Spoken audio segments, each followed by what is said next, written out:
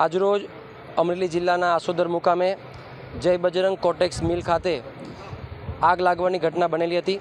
તેની ટેલિફોનિક જાણ Amreli fire control room ખાતે કરવામાં આવતા અમરેલી તથા બાબરા મુકામેથી ફાયર ફાઇટર્સને તાત્કાલિક ધોરણે ઘટનાસ્થળ પર મોકલવામાં આવ્યા હતા। સદનસીબે આ દુર્ઘટનામાં કોઈ જાનહાનિ થવા પામેલી નથી અને એક કોટેક્સ કંપનીની અંદર ખુલ્લા પ્લોટની અંદર મૂકવામાં આવેલો કપાસ આજે બળી જવા પામેલો છે। આ જય બજરંગ કોટેક્સ આસોદરમાં 3:30 વાગે આશરે 3:15 થી 3:30 વાગે આગ લાગેલ છે। આકસ્મિક રીતે ફાયર થયેલ છે, જેમાં 25 ગાડી આશરે કપાસ પડેલો હતો।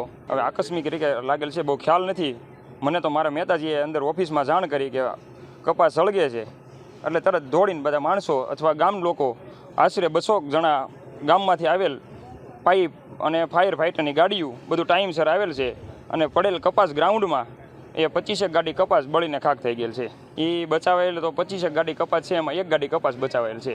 અંદાજે 25 ગાડી કપાસ છે, 13,000 મણ કપાસ છે, એમાંથી 500 મણ કપાસ ટૂંકમાં આશરે 1 ગાડી કપાસ બચેલ છે।